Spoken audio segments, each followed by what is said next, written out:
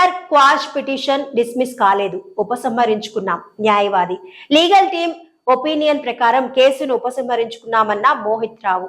కేటీఆర్ పై రాజకీయ కక్షతో బూటకపు కేసు పెట్టారన్న సోమా భరత్. క్వాష్ పిటిషన్ కొట్టివేయడం వేరు, ఉపసంహరించుకోవడం వేరన్న సోమా భరత్.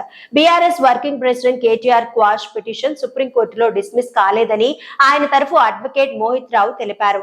తమ లీగల్ టీం ఒపీనియన్ ప్రకారం కేసును ఉపసంహరించుకున్నామన్నారు. ఈ కేసుకు సంబంధించి ఏ కోర్టులో అయినా అప్పీల్ చేసుకునే అవకాశం ఉందన్నారు. ఏసీబీ ఎఫ్ఐఆర్ లో పేర్కొన్నవి ప్రొసీజర్ లోని ఇర్రెగ్యులారిటీకి సంబంధించిన అంశాలు అన్నారు. ఈ కేసులో సెక్షన్ 13.1A సిపి యాక్ట్ వర్తించదని కోర్టుకు తెలిపామన్నారు. ప్రపంచవ్యాప్తంగా 9 నగరాల్లోనే ఫార్ములా ఈ రేస్ జరుగుతోందని న్యాయవాది BRS general secretary Soma Bharat అన్నారు. ఈ క్రమంలో హైదరాబాద్ కు దీనిని రప్పించారని తెలిపారు. హైదరాబాద్ ప్రతిష్టను పెంచేందుకే దీనిని నిర్వహించినట్లు చెప్పారు. కేటీఆర్ పై రాజకీయ కక్షతో బూటకపు కేసు పెట్టారని మండిపడ్డారు. తనకు న్యాయ వ్యవస్థపై నమ్మకం ఉందని కేటీఆర్ ఎప్పుడూ చెబుతుంటారన్నారు.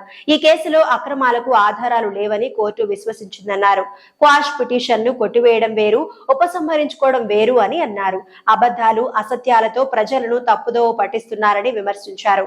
Sonia Gandhi, Rahul Gandhi National Herald case appeal ను ఉపసంహరించుకున్నారని ఈ సందర్భంగా గుర్తు చేశారు. సుప్రీంకోర్టు చెప్పినందుకే కేటీఆర్ క్వాష్ పిటిషన్ ఉపసంహరించుకున్నట్లు చెప్పారు.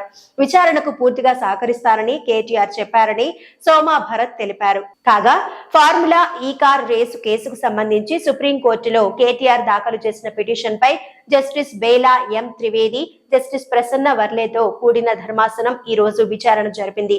కేటీఆర్ క్వాష్ పిటిషన్ పై ఆర్యమా సుందరం, సిద్ధార్థ దవేలు వాదనలు వినిపించారు.